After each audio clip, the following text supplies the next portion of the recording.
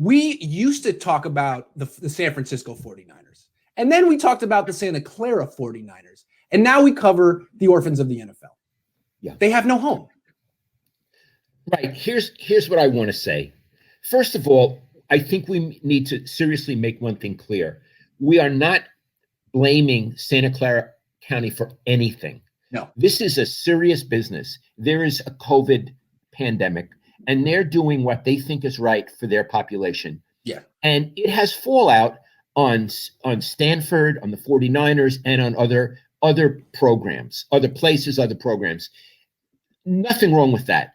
But the 49ers have suffered so many plagues this season. So they've had all these injuries. They've had COVID. They had to play a game they shouldn't have had to play with all these players out. And now, in addition, that would have been Diano. And now, in addition, they are the orphans. They don't have a home field. They don't have a home practice field. Now, Arizona is being very nice to them, the Cardinals, as they should. They should stand up for one another. But if the 49ers have a successful season, and let's say it means getting into the playoffs, I mean, if they win the Super Bowl, wow. But if they have a successful season, it will be having overcome all of these things and finally having overcome being orphans and on the road for 3 to 5, away from home for 3 to 5 weeks. What a story. I mean, in a way, it's a fairy tale if they succeed. If not, it's one of those things. What do you think, Iggy? Yeah, if they go 9-7, Kyle Shanahan should be the coach of the year. This already is the best story in the NFL this year. I mean, the Steelers haven't lost yet, but in a lot of ways, the Niners embody 2020, especially in the NFL. Everything that could go wrong has gone wrong, but they keep fighting, and they're almost 500. If they win next week, they'll be 500. They're starting to look like a confident team that might make a run. It's a great story. If they can pull it off, even if they can't, I feel like, you and I don't root for the 49ers at all. We're very impartial, but now it's like you can't help but root for them a little bit when you have 1,000 things going against them. Yes, I admire them, and my heart goes out to them. Right. And Iggy, if they make the playoffs, this is a book. Yes. This season is a book. Absolutely. If they make the playoffs, you should write it. But I already wrote half of it. I know what I'm doing is I'm writing one book if they make the playoffs and one book if they don't make the playoffs. So we got it. It's really dramatic so far, both of them. But Iggy, you could see what I mean. This is a book. What a story. Yeah, absolutely. So, God love the 49ers. Now, Iggy, would you talk about Raheem Mostert and his reaction to this? Oh, yeah. So he's been separated from his wife and newborn kid all season, I believe. When they found out, I think the reason the Niners were so upset is they weren't given any notice. They found out as they got to LA, and they weren't prepared for it. They were like, "Oh, we can't come home." So after the game, when they won, it was very emotional. But Raheem Mostert went up and spoke at the post-game press conference and started crying. He said, "It's really hard. We're doing the best we can. We're trying our best to follow the protocols and the rules. It's really hard to be away from our family this long." And he was just crying at his post-game press conference after a win. My heart really went out to him. Yeah, and it's interesting. Again, I've never met him, but you like him and respect him, right? Very much so, yes. Okay. Yes.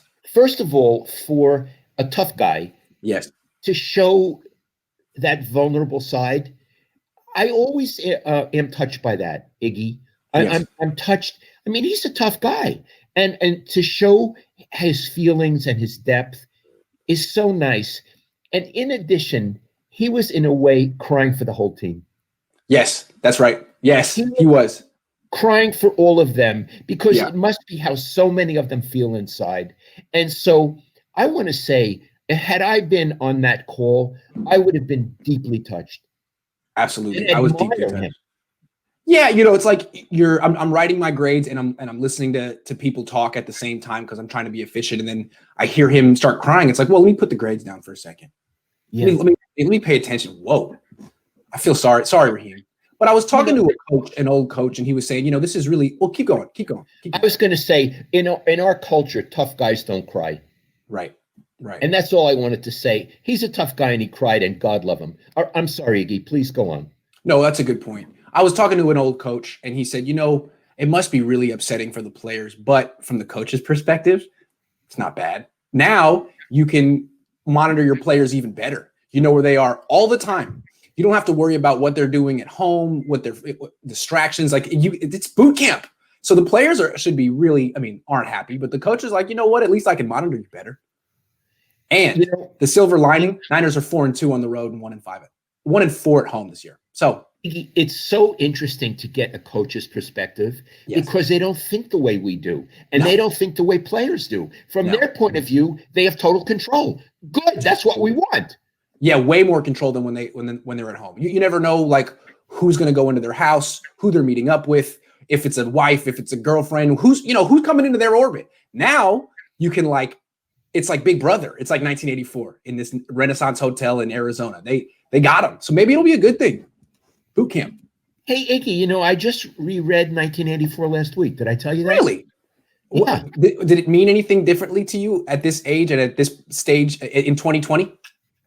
Well, it's what they call a dystopian novel, what the world will be like in the future. Like Fahrenheit 451?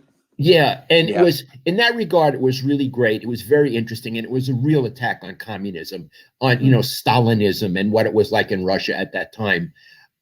As the novel, maybe it was a little dated. Maybe, Orwell is very brilliant, but maybe it's a little dated. I wanted to tell you, I think I've told you this story before about monitoring players. Yes. The Niners used to stay up in Rockland, and I guess one night, Bill Walsh and my Fred Van Oppen, who coached special teams for them and on the defensive line. And Fred and I, he's probably the only friend I've ever made from anyone in sports. He and Bill were monitoring, going along the hallways and making sure everybody was in their room. But they had a lot to drink after dinner, and they were pretty drunk. And I guess they kept going up and down the same hallway on the same floor. And finally, Bill said to Fred Van Oppen, haven't we done this before? Because I think it was the fifth time they had walked down the same hallway and no other hallways. And I guess they just started to giggle like little kids and said, screw it. And then they left the players do whatever they wanted. That's funny. Yeah, in theory, the oversight is better than what it really is in practice. Remember, when Reuben Foster's career fell apart with the 49ers, he was in a team hotel in Tampa, and he snuck a girl in, and she didn't have COVID. She just, I don't know what happened with that one. But yeah. Right. So they're going to have to get their spies real in tune with this one. So it'll be interesting. I think it might be exactly what they need, Dad. I don't know what it is about Levi Stadium, but they couldn't win there this year. It was really hard, unless they're playing the Rams. And they're 4-2 on the road? 4-2. They destroyed New England in New England. That's pretty tough. New England just beat Arizona. So we'll see.